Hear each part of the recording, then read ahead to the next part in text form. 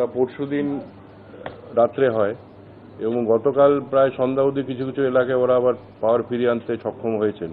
2-3টা রাজ্য ওতে ইনভলভ এবং আজকে আবার একটার সময় নর্দার্ন গ্রিড শুধু নয় ওয়েস্টার্ন গ্রিডও কোল্যাপস করে যায় এবং তার সাথে সাথে আমাদের ইস্টার্ন গ্রিড কোল্যাপস, তার সাথে সাথে নর্থ ইস্ট গ্রিড কোল্যাপস। মানে এতগুলো রাজ্য এতে ইনভলভ, মানে নর্দার্ন গ্রিডে কোল্যাপস হওয়ার দরুন এটা আস্তে আস্তে একটা ক্যাসকেডিং এফেক্ট বলে, তার জন্য এখানে ইস্টার্নও গেছে, ওয়েস্টার্নও গেছে, নর্থ ইস্টও গেছে।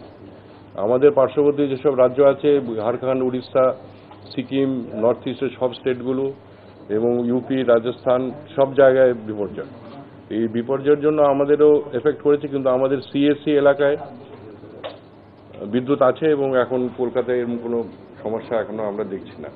আপাতত অবস্থায় আমরা চেষ্টা করছি আস্তে আস্তে আমাদের নিজের যে বিদ্যুৎ উৎপাদন কেন্দ্রগুলো আছে ওগুলোকে আমরা আস্তে আস্তে রিস্টার্ট করে, এটা খুব প্রসেসটা কিন্তু খুব তাড়াতাড়ি করা যাবে না, অন্তত 10 থেকে 12 ঘন্টা সময় লাগবে আস্তে আস্তে এই বিদ্যুৎটা ফিরিয়ে আনতে।